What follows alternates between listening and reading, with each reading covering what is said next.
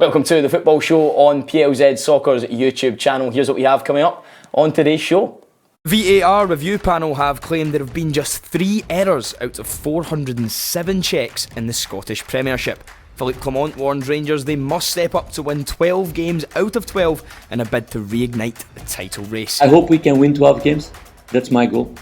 Every time. I hope we can win the next 40 games. Brendan Rodgers insists he does have the final say on Celtic signings as the Hoops boss bids to bring in quality in the January transfer window. Stephen Naismith believes Hearts fans will see the bigger picture and give Craig Levein a good reception on his return to Tynecastle. I think nobody can debate that he's had a positive impact in the club and the whole time he's been involved, whether it be player, coach or whatever that may be.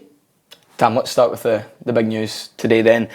The Scottish VAR independent review panel taking a look at all 407 checks in the Scottish Premiership so far this season. They've picked out 3 mistakes. Do you think there's more? Yeah, I do think there's more. I'm surprised at that statistic. Obviously, it's came from the SFA. I think there's been a lot more mistakes than that in terms of decisions, handballs, offsides. They're obviously not going to go down that road of we've made so many mistakes. They're trying to protect the referees and say they're doing a good job. I think they could be doing better. I don't think VAR is the problem, it's the officials. And they've got to be better. I think they're better than they were the previous year. I think it's getting better, but it's got to get to the stage where it's minimum. It's minimal mistakes, and I still think there's too many getting made this year. Well, is it good though that there's some level of transparency here, though, that at least they're admitting that there are 3 errors? Is that positive to open some sort of dialogue and communication between, you know, the fans and media and the VAR officials? It's very important. It shows that we're having a meeting that they're reviewing things a wee bit like Tam. Just 3 doesn't seem like a lot. But you look at the other so-called errors that they're not mentioning, maybe a sending off that has went to appeal. And then we were talking about it before the show. Yeah, so Liam Gordon was sent off for St Johnstone. Yeah. And then you get the appeal. There's still the mistake there in the first instance, but they've no flagged that up, so to speak. But overall, it shows that they're reviewing things, whether how thorough they're reviewing things. But it's a good thing. There's a wee bit of transparency there regarding VAR, because it's such a massive topic. Former players and coaches were involved in the panel, and they were advised by SFA officials. It's good to see, you know, and hear of guys who played the game and coached the game being involved in this process as well. Yeah, got to be former players, coaches, and no doubt there'll be some sort of a media one as well, just to try and get a better understanding for exactly the process that goes through when any of the calls come about. I would still like to see, if you're watching it on telly, to be able to hear the officials. I know it's hard if you're live at the game to get everybody to hear it if they're in the stands, but if you're watching it live on telly, I think it would be amazing to hear the chat between the officials and the VAR people as well. Yeah, Ruffy, that audio is available because they used it in the meeting on Thursday between the clubs and the SFA officials. Is that something you would also like to see made available to fans, or whether that be inside the stadium or people watching back home? Would that improve the overall experience? Yeah, I think it would, because I think it's the interpretation of the rules. Honestly, I mean, I've said this on numerous occasions, I don't know the rules of football. And I think it's the translation of the rules, how you interpret them. Everybody interprets them differently. You know, we sit here on a Monday after games and we don't agree whether that's a goal or a no goal or such a send off. So there's a big debate in getting it actually 100% right. I don't agree. I agree with Tam. You know, I think it'd be more than 3. You know, I think if they'd said 90% or something, you know, I think everybody could get their head around that one. But there is going to be mistakes. For me, I think it's made it better.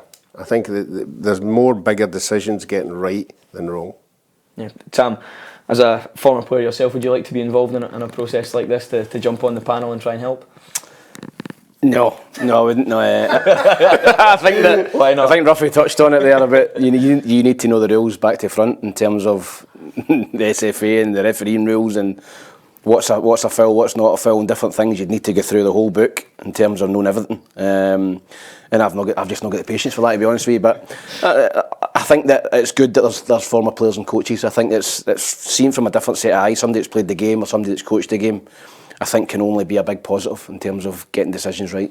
How do you think Tony Docherty's feeling? Two of the three errors went against Dundee. One goal was disallowed. They concluded that was wrongly disallowed against Livingston. Josh Mulligan was sent off for a challenge in a game against Kilmarnock, which they've now come out and said he shouldn't have been sent off for. Foul and yellow card should have been the decision. What do you think he's thinking just now? I think he'll be thinking that he's due a few decisions in. I think he'll listen big decisions in games. Can you imagine that was the Celtic or Rangers, 2 decisions? You know, it would be the paranoia, you know, the tinfoil hat brigade would be out, you know, the referees are all against us. So it's Dundee, so it doesn't seem as bad. But no, I think that, listen, they've came out and they've been transparent and said they've got those wrong. So I think that Tony Dock will be, you know, expecting a few decisions going in his favour now, maybe. Yeah, it's good that they are admitting errors here, but is there a danger to doing that as well, that in the sense we have a goal disallowed against Livingston likely to be one of the teams who are going to be down the bottom end of the table? If that goal had stood, let's say they stay up by a point or stay up on goal difference, in theory an incorrect decision could have relegated them. Do you run the risk here, if we have these constant reviews of saying we got this one wrong, that clubs can start to look for deeper action? Yes and no. I think it's better that they come out and say, listen, here's the errors, we've made errors, we're all human, we all make mistakes. But I think Ruffy's got a great point where there's less errors now since VAR's come in, and that's what everybody's want to see. If Dundee get relegated by a point after they 2 decisions going against them, it's not really fair in their eyes. But if VAR wasn't there, would there have been more than 2? Would there have been 5 or 6? So that's the way I look at it anyway. Yeah, I'll put this to you. What does an ideal VAR look like? So if you have to use technology, what sort of components would you like to see? My ideal would be the conversation of how they come to the decision. And you would like that broadcast to television or no, just the way they do it in the rugby. Yeah. You know, watch the rugby, you know, you can hear the dialogue between the guy up there and the referee. The two of them talk about it. They say it's rule this and he agrees with it or doesn't agree with it, and then they move on. You know, I know it might take longer, which everybody, it's a pain in the neck, but if you can hear why they're coming to it, then you could make your mind up, well, you've really got it wrong, you know, and then you can move on. But football is all about mistakes. We all make mistakes as players, they make mistakes as managers. The whole game, 90 minutes of any football game, there'll be mistakes. You know, it's just keeping them at a minimal. Would you like to see something similar, yeah? I think I'd like to see, not so much, I'd like to see the rules change. So I'd like to see offsides change. I'd like to see if any part of your body's onside, you're onside. Say that as a striker. As a striker who wants to see goals and entertainment, that would be one. The handball rule, I think if it's deliberate handball, it's a handball. Or this unnatural position, I would bin all that. If you, the referee, interprets it as deliberate, then it's a penalty. If it's not, it's not a penalty. So that would be the 2 ones that I would introduce in terms of just rule changes rather than VAR. With that offside one, do you then run the risk of having a similar issue where they're still going to be trying to draw lines to prove whether or not... If there's daylight between the defender and the attacker, he's offside. If there's not, he's onside, and they're trialling that now in Europe, and hopefully that comes to fruition in the next few years. I'd like to see more entertainment, more goals. Lee, anything you'd like? 2 great points. Yeah, I completely agree with you. So rule changes rather than VAR changes? Yeah. And can we speed the process up? I know you've asked the question, but in an ideal world, there's transparency for communication. Can we make it quicker, and can we make it more positive for the game to allow more goals to happen? Yeah, well, let's take a look at the fixtures this weekend. We have 6 Scottish Premiership fixtures back after the international break. Celtic take on Motherwell at Celtic Park. Dundee will host Hibernian. Hearts play against St Johnstone. The Craig Levein derby. Ross County will take on Kilmarnock. St Mirren versus Livingston, and then finishing with an early kick-off on Sunday in Pittodrie. Aberdeen versus Rangers. Tam, let's start there at Pittodrie. Rangers versus Aberdeen. Rangers could be 11 points behind Celtic going into this one with 2 games in hand. How important is it that Philippe Clement really starts to get a run of results put together between now and the winter break? Yeah, we've seen a wee clip earlier. He's got to keep winning games, Rangers. He's got to keep winning. And I think that Celtic will keep winning games. And I think they play each other at the end of December. And that is going to be a crucial game at Parkhead. You know, Celtic can, if they both win all their games going into that, then Rangers see an opportunity to go there, win, and they're back in the title race. Celtic win, then it's all but over. So he's got to keep winning games. This will be a tough game for them. I don't think that Aberdeen particularly raised their game, but their fans are always up for it at Pittodrie. There's a different buzz about the place, a different feeling. and Rangers will feel that when they go up there. Aberdeen, decent record against Rangers over the last couple of seasons at Pittodrie. So it's going to be a big game, but Rangers just have to go up there and by hook or by crook come back down the road with 3 points to keep the title race going. Yeah, Ruffy, I just want to touch on a point that Sam made, that he said Aberdeen don't necessarily raise their game when they play Rangers. That, of course, links to a comment that Chris Boyd made on Sky Sports a few weeks ago, insinuating that Aberdeen would try harder against Rangers. What do you think about that? No, I don't think they're trying harder. As you know, if you're with a small club and Rangers or Celtic come visiting, you look forward to it. And you do raise your game because it's a big game. The stadium's going to be full. You know everything that goes with it. It's live on the TV. Your adrenaline gets going. I don't think it makes you play any better than what you usually do. You just have in the mindset, this is a game. If we can beat a big team like Rangers or Celtic, then it's going to be great for us. So that's the rewards you get. I don't think a player actually physically goes out and tries harder because you're playing with your mates as well. You want to win it for them. Well, you've played against Aberdeen before. Did you? In fact, you played with Chris Boyd against Aberdeen. What did you feel in those matches? Did you feel like they lifted their game at any point? It's a difficult place to go. So do you think that's maybe more on the Rangers players than the Aberdeen players themselves? I think every team would lift their game against Rangers. Every team. It's a rivalry as well. I've not been in that position. Lee's been in it. Yeah. But Ruffy's got a point there. Lee'll know that every time they played a St Mirren or a Livingston or a Hibs or a Hearts or an Aberdeen, they raised their game against Rangers and Celtic because you want to prove that you're as good as they guys. I think that's what they say when you're going about. When you're obviously playing in different places. It's like the old firms in town, whether it be Rangers or Celtic, and that's where it will more or less be a full house. The players will want double the complimentary tickets and all the rest of it. It makes it a bigger thing. That's why it's a little bit more difficult, in my opinion, to play with Rangers and Celtic than what it is for a lot of the other teams in that league. Regarding Aberdeen, it's a really difficult place to go. I don't know if there's a little bit of history that makes it, maybe gives it a little bit more bite, but for a Rangers team that need to keep winning right up to the Old Firm game, we've all spoke about it, it's going to be a really difficult game for them. Yeah, you could turn that to like Hibs Hearts games, Dundee United. Do they players try harder because they're playing their rivals? Yeah. Of course they do. They go into the game knowing what's at stake, to win it and know to win it. So I can see where Boyd is coming from. Obviously there is a bit of history between the two clubs and that, but I don't think for a minute that the Aberdeen players are going to go out and be any better than what they are. Yeah, so it's nothing really to do with players trying harder because of playing against a certain team. It's just subconsciously what happens and what comes with a big game and what we perceive to be a big rivalry as well. Yeah, definitely. And I think when you look at Aberdeen, probably need the points to get them back up the league. Rangers definitely need the points to keep them in touch with Celtic, which will be, if they keep doing that, the makings of a great Old Firm game. But these are the games you need to go up there as a Rangers player, and you need to go and win.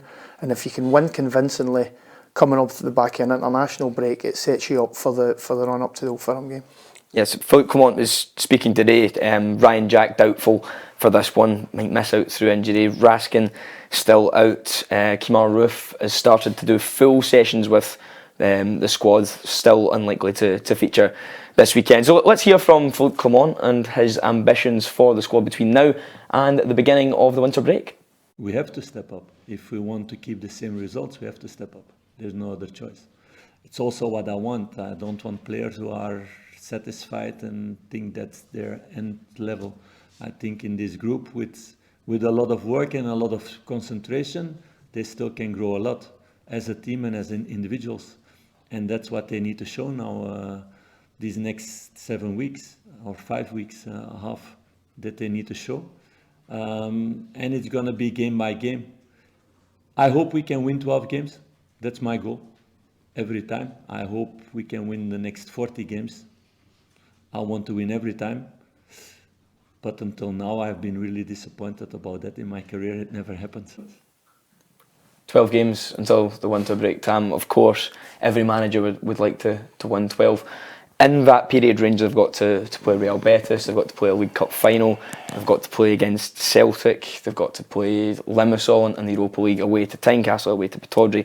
It's a really tough spell. What can this really do for the manager, even if he doesn't get all 12?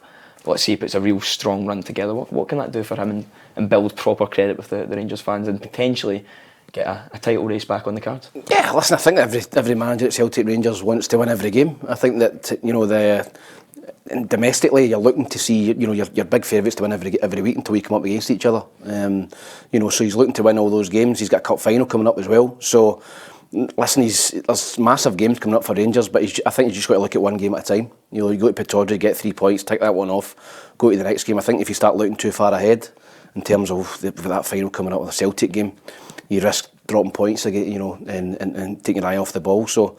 No, I think so far so good for Rangers under Philippe Clement. I think they've looked very, very good. They're strong, but this will be a big test for them on Sunday, going up to Aberdeen. If they can go up there and win, then I think the Rangers supporters will really start to believe that they're back in it.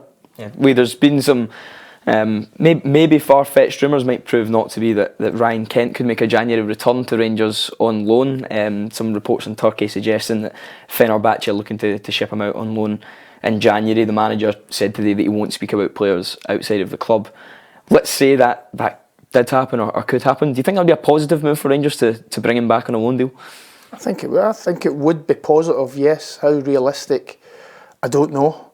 But his pace, his skill, and he scored some important goals. So I think that would be a player that would enhance the depth of the squad, definitely.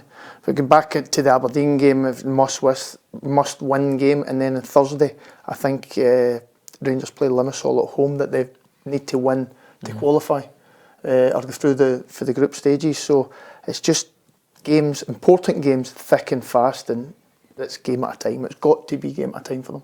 Ruffy, do you think Rangers have missed Ryan Kent this season?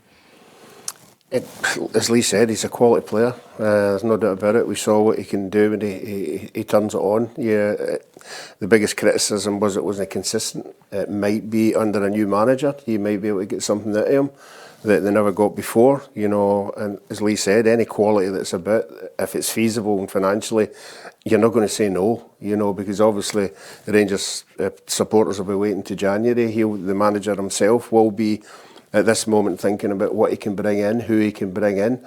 But since he's come in, I don't think he's got to convince any Rangers supporter. I think since he's come in, he's done particularly well. I think we all think that they are favourites to win the Cup, and that'll just tip it off for me. If he was to come back, Tam, where do you see Kent fitting in? Because Abdallah Sima's playing off the left-hand side just now and doing ever so well. I think he's already scored more goals this season than what Ryan Kent did in his final 2 seasons at Rangers. Maybe you're thinking, for as great he was for the club, that perhaps there's someone there already doing a better job? Yeah, possibly. I think that you've got Lammers who kind of plays in that role. I think you've a better option than him. But Rangers paid a lot of money for him. Danilo can play in the wing or play through the middle. Scott Wright seems to be back in the picture. He's come back in, had a few appearances. But I think if you can get Ryan Kent back and it's financially viable for the club, I think you would take him in a minute. I think he was very good for Rangers. I think the last season, I don't think it was particularly great, but I just think there was a lot of talk over his future. I think that maybe affected him, but I think if you can get him back on a deal, maybe at the end of the season alone, I think that would give Rangers and their fans a big boost, to be honest.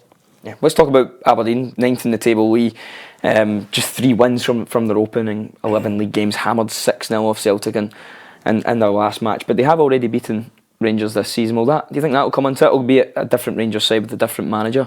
Surely take some confidence from the fact they were able to go to Ibrox and get the win. I think they'll take confidence for the Ibrox result and performance. The domestic form and results-wise has been poor, obviously, but the players have not been used to the European football on the Thursday, as we all know. I think that they've had time to, as Barry Robson was saying, they've no time in the training pitch or much time in the training pitch. This is probably the most amount of time he's had for a while to set his team up exactly how he wants them to play against Rangers, and so it gives them a good chance. They'll get into the game confident, they'll get into the game fresh, which they haven't been in the past month or 2. So I think it's got the makings of a really, really good game. Ruffy, Aberdeen could be significantly bolstered financially in January. There are some reports that Lewis Ferguson could be moving on from Bologna. Claims that Juventus could be tabling an offer for £17.5 million for the Scottish international. Supposedly Aberdeen have a 15% sell on, and there I think Ramadani as well is a 10% clause on Ramadani, who's linked with a move to Inter Milan as well. How good business would that be if Lewis Ferguson and Ramadani were to get indirectly on the club millions? Well, obviously Rangers and Celtic have already come out and said they're a selling club. That's the kind of things they need to do to balance the books or make the books even better. Aberdeen are no different from anybody else. They think they showed a deficit of 5 million with everything the owner had put in, so they're just recouping everything they put out, and that's the business now for Scottish teams. You need to bring in young players, sell them on, get a lot of money and keep balancing the books, because obviously we keep hearing about Aberdeen want to move to a new stadium, they've got their training ground and all that, and these kind of things just help it along the way. Lewis Ferguson at Juventus, can you see it? I can. I think he's been brilliant at Bologna. I think I seen him as a captain a couple of weeks ago as well, so he's took to life over there brilliantly. He's always a very talented player at Aberdeen, but he's clearly improved massively for going to a top league, and he's getting different coaching. I think the Italians probably train a wee bit harder than us, to be honest with you, in terms of sessions. So he's living his life probably better as well over there. So I think he's always had the talent, and now he's got his head down, he's got the dedication, and he's doing well over there. So I don't see any reason why he doesn't earn, Aberdeen a few quid, because I think he'll move on from Bologna. Yeah, fingers crossed, can only be good for the national team as well. Let's talk about Celtic versus Motherwell on Saturday. Lee Kyogo spotted back in training today after that tough head knock sustained by a challenge from Slobodan Rubezic. But the real talking points around Celtic this week are the AGM. We can bring some of the 6 bullet points, I believe, from Celtic's AGM to talk about some of the main points on screen for you just now. For those who have missed it, here are the key points. A fan had called for the permanent ban of supporters group the Green Brigade, with the board referring to it as an ongoing process. Michael Nicholson confirmed that there is CCTV footage of alleged incidents away to Hibs, which included attacks on stewards and police. Brendan Rodgers insisted over the next 2 windows Celtic must sign first team ready players as opposed to project players. Brendan Rodgers teased that he would ask Michael Nicholson about the possible return of Jota on loan in January. Michael Nicholson also confirmed that it was Ange Postecoglou's decision to hire Mark Lowell as head of recruitment, and Ross Desmond, son of Dermot Desmond, insisted majority shareholder, his father, Dermot Desmond, would not sell the club in his lifetime. Lee, what sticks out to you from the AGM points there? For Celtic, Kyogo coming back to training. That's the biggest one. The best news for them. To get him back, hopefully for Celtic, scoring goals, the energy he brings, how good he's been this season, how good he's been for the last couple of seasons is tremendous. Some of the points here, one of them that probably was most important to me would have been Brendan Rodgers wanting first team ready players other than projects. I think that tells you he wants to enhance the starting 11. For me, that's what it tells me, and that won't be cheap come the January window. So I think that's him underhandedly saying, I want to bring in a couple of players. How much money have I got? What do they need? I think they probably need another striker, just in case anything happens to Kyogo. Yeah. I think O's come in and done all right, but I don't see O as a starter every week. For me, I think they need probably a striker and maybe a push centre-half. Yeah. Suggestion there that Rodgers teased Jota could return on loan in January. We've heard lots of rumours about what's going on in Saudi Arabia. He's not been properly registered with the league due to a cap on foreign players. We spoke about Ryan Kent potentially turning to Rangers. Would Jota back to Celtic be a good move on loan?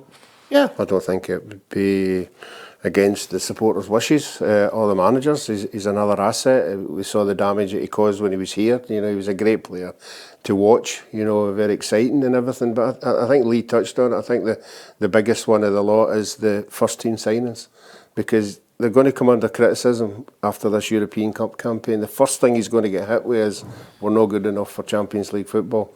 So he's covered himself by saying right, okay, I hear what you're saying, this is the way ahead and this is what I'm going to do. So I think you just have to wait in that one and see what he brings in. Do you think Celtic need to strengthen in January? Or do you think they'll be able to do that?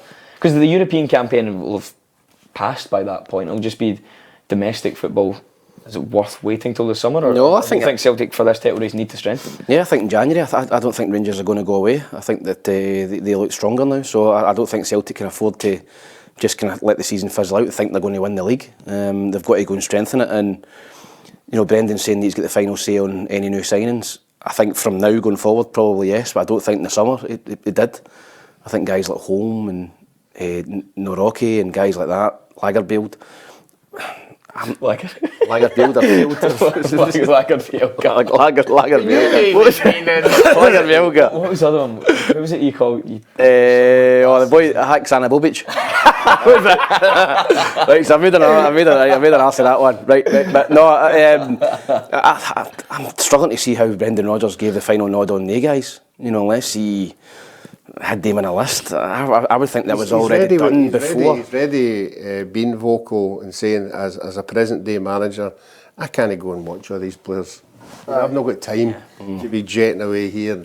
I rely on people, advising me, and then obviously he has a look at them for whatever video or whatever, but he's not going to be jotting about all over Europe, every time somebody suggests a player. So I think that's where he's fell into the trap that you're talking about. He's just came in and people are saying, well, this is further down the line, we need to go with this.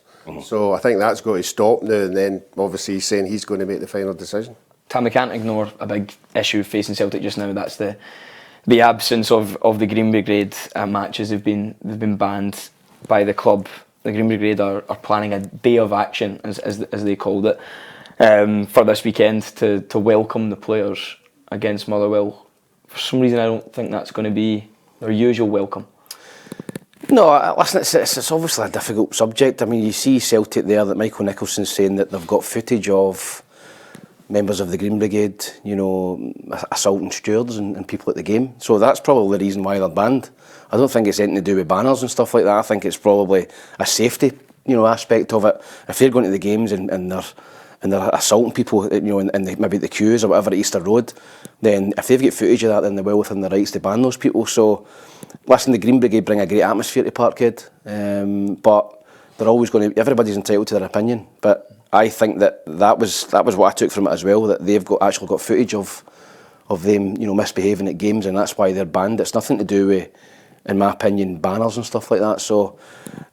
Listen, I think they've got to come together and come to some sort of agreement. I'd like to see them back into the games because of the atmosphere that they bring, but it's got to be. There's got to be a safety aspect of that. Where it's safe for them to come into games and they're not causing any havoc at away games. Can that be distracting, Lee? Because the most recent Celtic home game without the ultras in that north curve section, it was really, really quiet.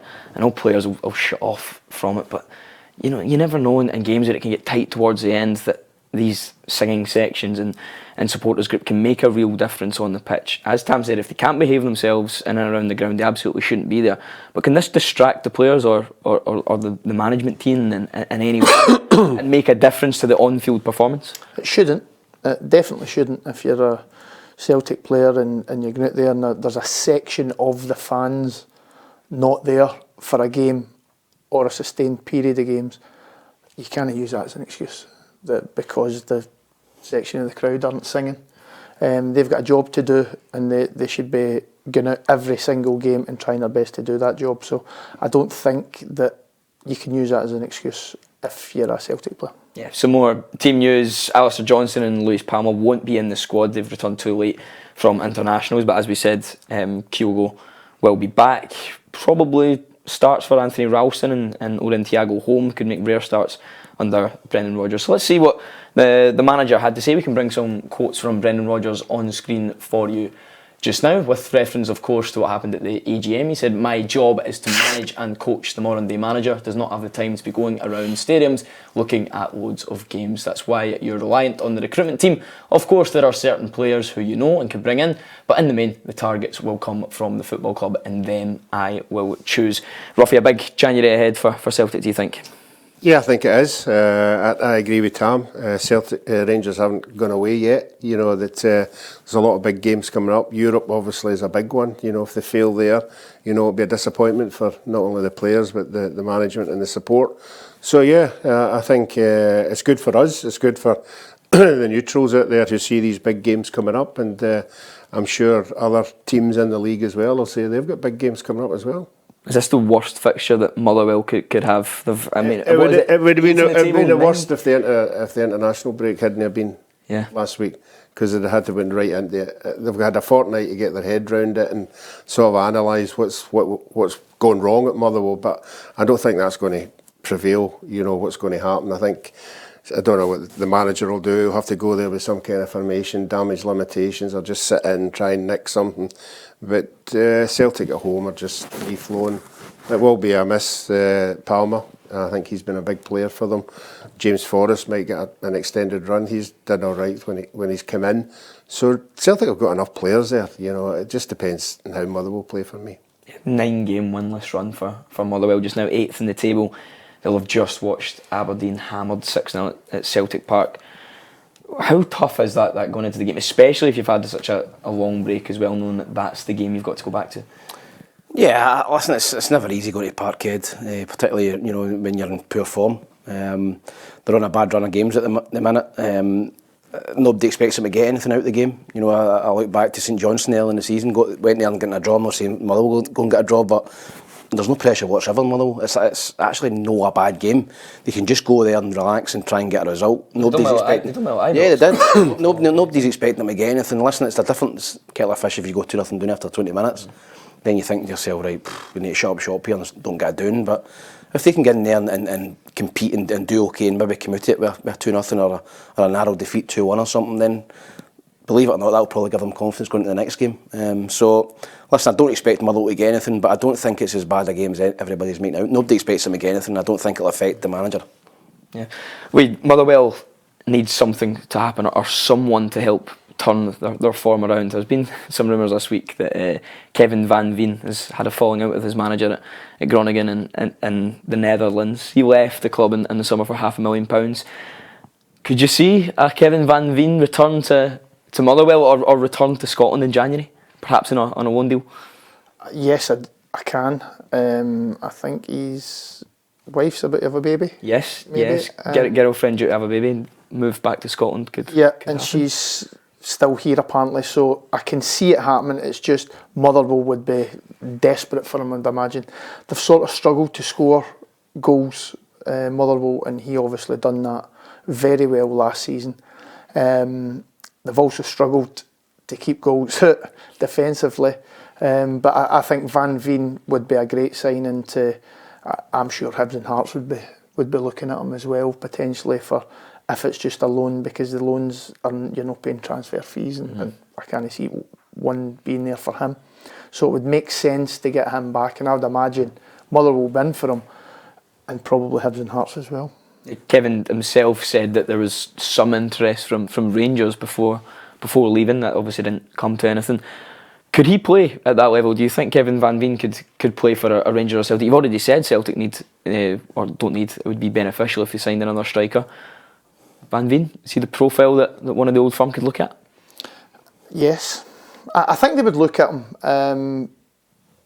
Whether they would bring him in and loan, whether they would, I can't see that. Yeah. Maybe it would be a more permanent one, but then again I can't see that either, because he's, 30?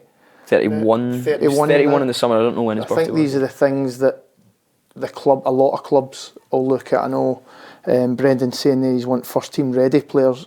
I think he would be looking for a higher bar than maybe somebody proven in European football. But Van Veen's a quality player, scores goals, done tremendously well for the past couple of seasons. Yeah, well, I'm sure Stuart Kettlewell would love to have him back. We had Kerry Pollock out at Fir Park earlier this week to speak to the manager. So let's hear now from Stuart Kettlewell. Premiership action returns this weekend and Motherwell are on their way to Celtic Park. But rumours have been circling this week that former Motherwell striker Kevin Van Veen would love to make a return to Scotland.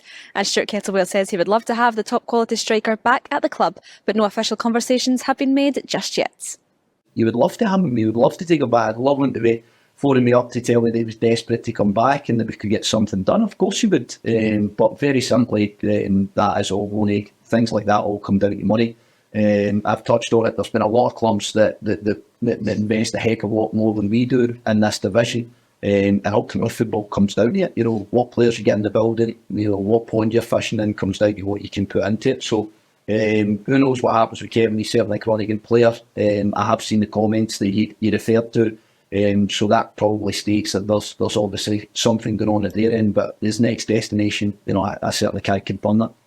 After Malcolm Mackay was sacked from Ross County earlier this month, we have now saw off over a third of managers in the top flight in Scotland be sacked before Christmas. And the Whale boss believes that people in his position should be given enough time to at least try and change the direction of the tide.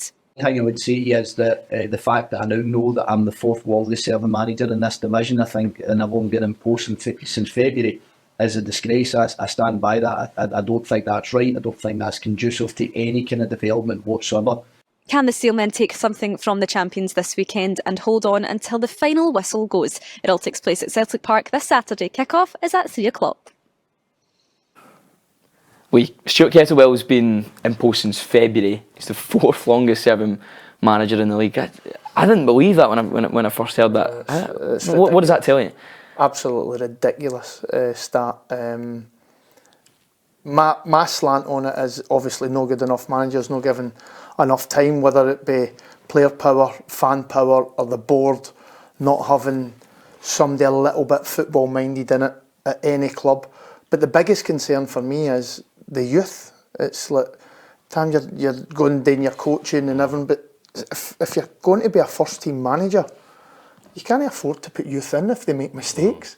Where you need a bit of longevity. So if you're in there and you sign for whatever club it is, if you get beat 4 or 5 in a row, you're under severe pressure. So it's basically, forget about the youth. Let's get people in that will win me the next game or the next handful of games. There's got to be something in place, and I don't actually know what it is, but that stat is staggering. Transfer window for managers. You can't sack a manager within the season. You can only sack them. But seriously, you think that would work well? Somebody brought that up. Some managers' association. Well, something like that, where if you start a season with a manager, you've got to finish a season with a manager. No, that's never going to happen because there's too much money involved now, and people want their own decisions. What sort of benefits do you think that would bring? Well, it would give managers more time. It would encourage more young players to come through, because Lee's right. You know, if I'm a manager, I'm under pressure and I'm looking and I'm going, that wee 18-year-old there, he's doing well in the reserves, striker. I don't know if he's ready yet. I don't know if I'm going to put him in. And I've got this experienced boy who I'm not sure of, but he might get me a goal. He's more proven. I'm going to go with the experienced player. I'm not going to give that young boy a chance because it's my neck in the line. So whether it's some sort of transfer window for managers, I don't know. But that stat and just coaching in general, you know, why would you ever want to become a manager now? Why would you want to actually put your neck in the line and be a manager? The biggest thing is Lee touched, it's financial. Board members now of certain clubs, every time you see a manager in a smaller club or a board member, it's finances, budget, cut this, cut. They're actually struggling, and they know if their team drop a division, there's £1 million hit right away, and there's no guarantee they're going to get back up. So they panic and they say, right, sometimes you get a hit and they do it. Sometimes it works, sometimes it doesn't. But it's basically, as Lee said there, it's financial, it's the board, and it's fan pressure. And they're the three things. Yeah, let's talk about one of the new managers, Craig Levein, the new St Johnstone manager. Lee, he'll be returning to Tynecastle for the first time. What sort of reception do you expect him to get? I think he deserves a good reception. He was a fantastic player for Hearts. He done great there as a manager as well, and then obviously he's had various roles in his last maybe year or year and a half at the club. I think for the proper Hearts fans, they'll give him a good welcome. Obviously they want to win the game, Hearts, but I think it's good for Craig Levein to go back there. I know into the media side, but it's obviously he always wanted to come back in. He's done brilliant since he's into St Johnstone, like turned the full mentality around, the mindset around, started getting points. So it'll be a difficult game for Hearts, but it's probably good to see him getting back to a club that he did enhance and bring forward in many ways, and hopefully get a good reception. Yeah, I'm sure Stephen Naismith will agree with you as well. We were speaking to him earlier, so let's hear from the Hearts manager. With every employee or coach, manager, player at a club, there's that short-term reaction whenever there's a decision made, whether they leave, whether they move on, or for whatever reason, that there's either an anger or happiness. Over time that subsides, and you end up seeing the bigger picture and what they actually have done at the club. And I think nobody can debate that he's had a positive impact in the club in the whole time he's been involved, whether it be player, coach, or whatever that may be. Tam, I love what Craig Levein said a couple of days ago. He hopes he gets booed on his return to Tynecastle. That just sums him up, doesn't it? Yeah, I don't think he'll bother either way. I genuinely think that Craig is... I think you'd really enjoy it. I think he's a wind-up merchant. Listen, we were speaking about it like a couple of weeks ago when he was at Hearts and Neil Lennon was at Hibs. Yeah. The two of them are great copy, remember? And then when Hearts won, it was a natural. It's a natural order. Remember that quote? It's a natural order. Hearts are a bigger club. It's a natural order. And then when Hibs beat them, remember the poster right behind him? He was standing in natural order with the Hibs fans just put up when Hibs beat them. Aye, brilliant. So I think he's great. Listen, he's great for the game. He's great for us in the media. He speaks his mind. I don't think he'll bother either way, whether he gets a good reception or a bad reception. I don't think it's going to affect the game. I think if Hearts are a few goals up, then he might get a good reception at the end. If they're not, then I don't think he will. But I just think Hearts are too strong at home. And I think they'll go and win the game narrowly. I think St Johnstone will go and set up. Craig Levein's very good at organising a team to go and set up and get a result away from home. But I think the Hearts will be too strong. Too many goals in the team. So 2-1 to Hearts for me. Yeah, roughly, we've got another new manager this time. Well, we can call it a debut, but Derek Adams is back. His third spell in Dingwall. What was your kind of first reaction when you found out that he was going to be returning for a third time? I was a wee bit shocked initially, but I could see why they would come to that decision. He knows the owner really well, and more importantly, the owner knows him.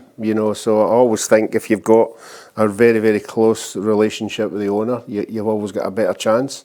If you're going heading the same ideas, same things you want to bring to the club. He had success at the club. I think he won a trophy when he was there. I think he kept him in the top six. So he's a hard-working guy. We've had him on the show a couple of times. He's very positive in everything he does. Actually, quite a good tennis player as well. So that better than you? No, that's better than Peter. Better than Peter. But no, I think it's. The owners went for tried and trusted, and he knows what he's going to get. It'll be interesting to see, because we know in January the owner generally throws a few bob at it. We usually get players coming in for just about everywhere. So it'll be interesting to see what happens there. But they need to do something as well. They've got to stop the slide. Wait, he was left League Two Morecambe, who were doing really well at the time, to come back to Ross County. Of course, it's a club that he feels strongly about. But I think a lot of the Morecambe fans and fans of the Football League in England were a bit offended that he left to come to a club the size of Ross County, as they say. I mean, to us and to me, I think Ross County are a bigger club than Morecambe, and it's a step up. But that wasn't received the same way in England. Were you surprised, or how do you feel about that reaction from fans of the English lower leagues? I think that's just the reaction of the way the game is portrayed. Our game's portrayed down there. I think it's a better league that he's came to, generally, and the way you see the players for that league, they all want to come up and put themselves in the shop window, which would be our league, which, my opinion, is a better league. So I think the big thing is Derek knows the chairman knows him. He knows the club. They will need to get players in January. Which probably makes it difficult with Aberdeen being roundabout in that catchment area. That's why Ross County have to pay some good money, and they've got quite a healthy budget. But it's going to be some game. There's Kilmarnock, you know what they're like away from home, and Derek's obviously in his first game, so it's got draw written all over it.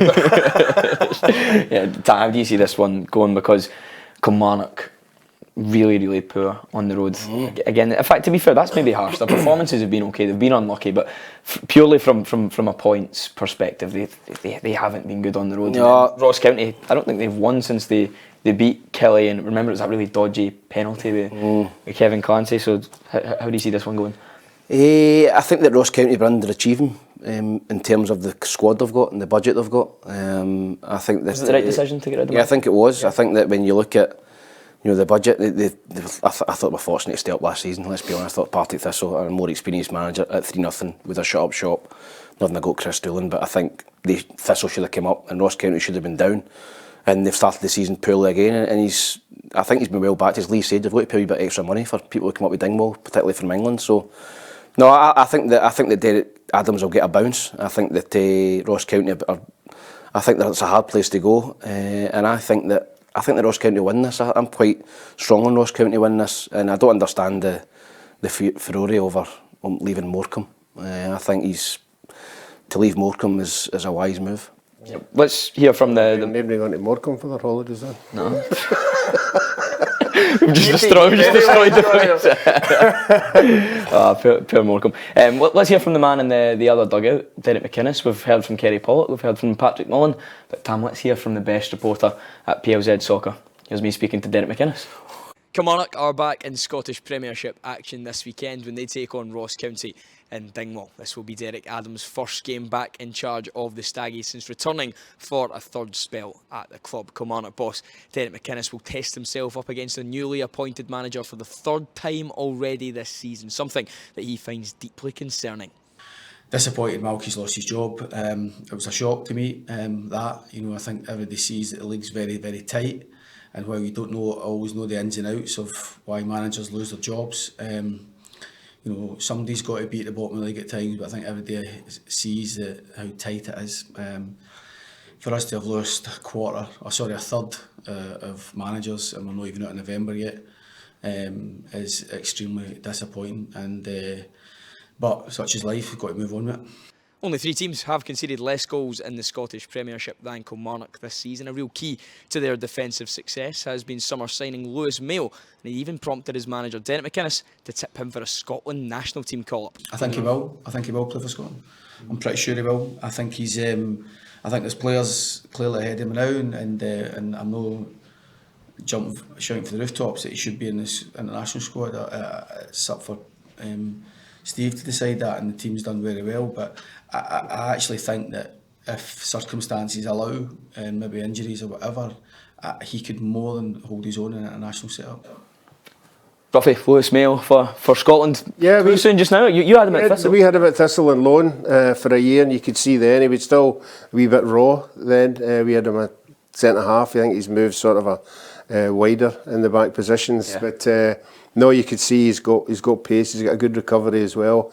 No good luck to him. He's obviously left us and went to a higher level, and you can see he handles himself very, very well. And I think he's been a wee bit about the full squad. I think there's a lot of people obviously in front of him in that, but as long as he continues to do what he does at the lower levels of Scotland, he's always got a chance.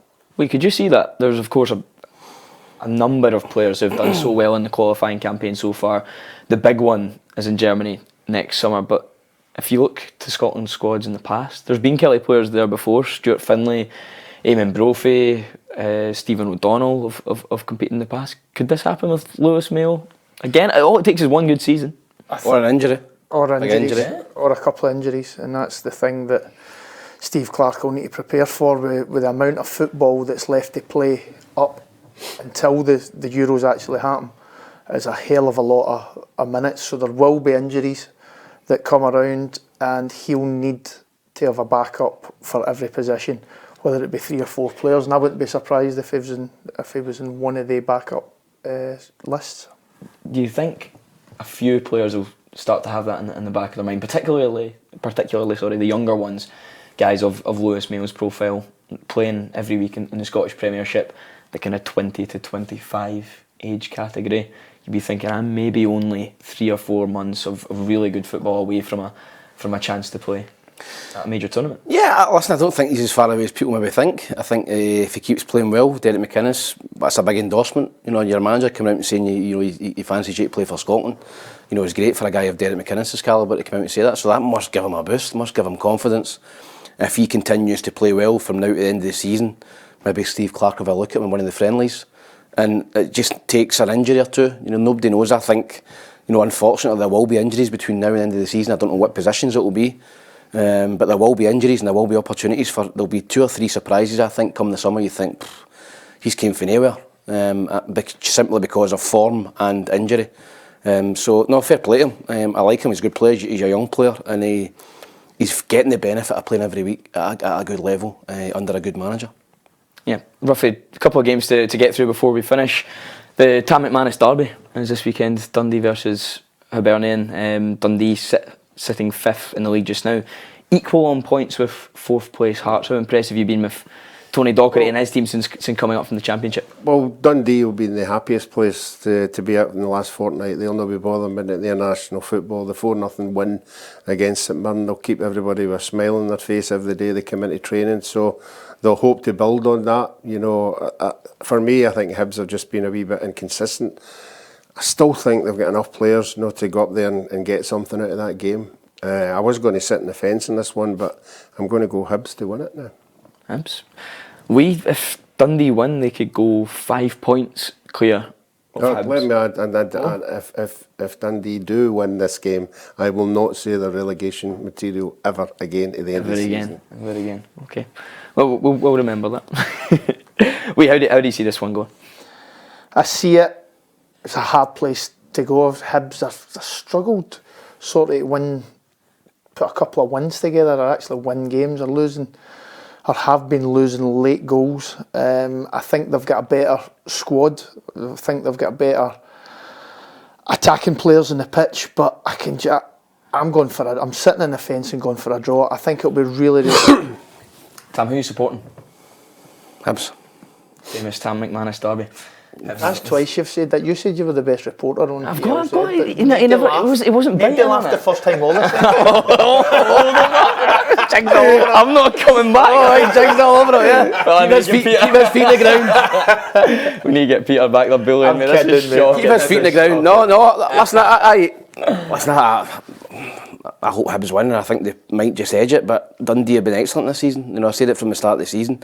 We've got a lot of good younger players up there, and they've Mulligan, the wee boy that scored the other night for Scotland, Lyle Cameron, scored for Scotland in the 21. So they're really good against Belgium. Yep, they've got really good young players up there. They've got a wee bit of hunger about them. They're organised, and they've got that excitement of just coming up. You know, in the city, and they're getting behind them. So.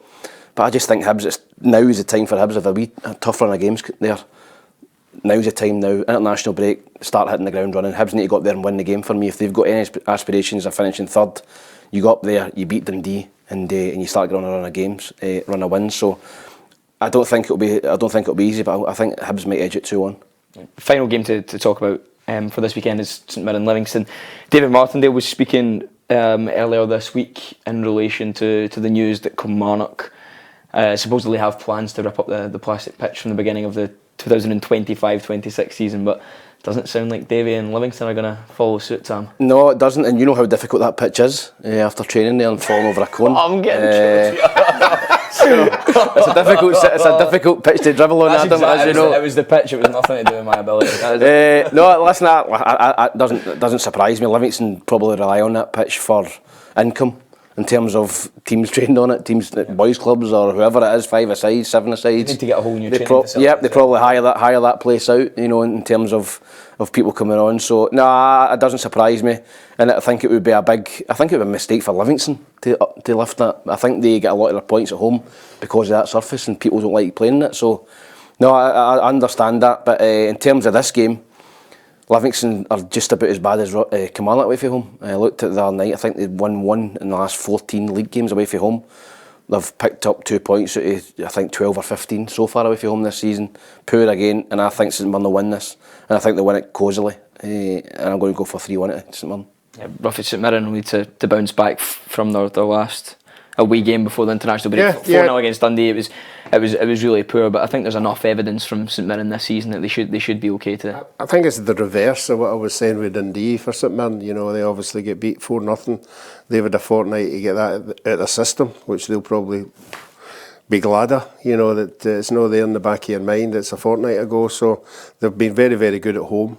you know, and I think Livingston, unfortunately, are on a wee bit of a free fall now. Newbley and Anderson, you're relying on they two, and if they two aren't producing the goods, you're looking about going, who else is going to do it? So, no, for me, it's a home win for St Mirren. Yeah, well, let's hear from the St Mirren camp. We had Patrick Mullen out this morning speaking to manager Stephen Robinson. I'm here at the St Mirren training complex this morning speaking to Stephen Robinson, where VAR has been once again the main talking point of the morning. It was revealed overnight that 3 mistakes have been made by VAR so far this season, and one of them has affected St Mirren and cost them going top of the Premiership table. That was to award Bojan Miovski a penalty in their game against Aberdeen. But as Stephen Robinson says, mistakes happen in football. We can't do a whole lot about it now, can we? I think it was quite obvious the reaction of everybody around it. And Miovski actually said, yeah, it did hit him twice. So it happens. People make mistakes. You know, we're human. That was what VAR was there for, to prevent things like that. But obviously it didn't work on that occasion. So not a lot we can do about it. There has been so much talk about VAR in recent weeks. Should it be changed? Should it be scrapped altogether? Well, Stephen Robinson this morning gave his opinion on what he thinks needs to happen. Communication. The communication's improved massively between the fourth official and the managers, I think. They do tell you what's going on, so we know when there's 3 or 4 different checks going on at the same time, which then you have a better understanding of it. I think they should communicate with the fans. Again, I reiterate, they're the people that matter. So it's a communication with the fans, brief and to the point. I wouldn't have as many voices involved in it, as it just, for me, adds more confusion. But the bigger thing for me is the referee should be called over to make the decision, not influenced or not told what somebody else thinks. He should still referee the game. He should be brought over to say, could you look at this incident? Not, I believe this is a red card. Can you come and see it again? Because he's already been preempted on what a thought should be. It's St Mirren versus Livingston in the Cinch Premiership on Saturday at 3 p.m. and we'll be there live, keeping you up to date with everything that's going on. Smooth as silk. He's back to Smooth as silk, Patrick. He's what a man. I know, he's fantastic. Ginger John Motson. You'll love that. I can see the comparison. We'll put him back to number 1 this week. He's smoking me on the predictor as well, by the way. So absolutely no luck. This weekend, of course, massive game for St Mirren to try and get themselves back on track, going ever so well in the league. But Livingston have been properly struggling. Can you see them getting out of this? No, I can't see anything. What needs to change? Positive at the moment for Livingston. I think they need to get another couple of players in. They probably in January need to let a couple go that have been there over the course. Season Newbley was the one that everybody was saying was going to move. Has he scored this season yet in the league? No. He's. I think so. He needs to start contributing, put it that way. It's all been down to Anderson feeding off scraps. Have they used this international break to try and change their style even slightly? It'll all be there to see come Saturday, but St Mirren coming off the back of that terrible defeat, I can see them going winning comfortably. Ruffy, what do you think? Yeah, I would agree with that. I think Livingston have lost too many big players at the beginning of the season. Big boy went up to Aberdeen, Devlin, and they lost another boy, the centre-half boy, who went somewhere. Fitzwater. Yeah, they've lost too many big players, you know, and we keep hearing Davy saying his budget, and you can't replace these kind of players if you're like dropping your budget by drastic amounts. You can't attract the same kind of players, so that's what he's had to do. And 9 times out of 10, you know, everybody says, oh, the surface is bad, we don't like going there, but I think teams now are beginning to go there and say, right, this is what we've got, you just need to get on with it and just battle with them and take what comes. And I think that's been why they are where they are. You know, I think teams have sussed out how to get something when you go to Livingston. Yeah, we'll see how they go this weekend then, but unfortunately that is all we have time for this evening. Thank you to all of our lovely listeners and audience members for tuning in to today's football show on PLZ Soccer's YouTube channel. Don't forget to stream, share and subscribe, and we'll see you all again on Friday with Peter and the guys.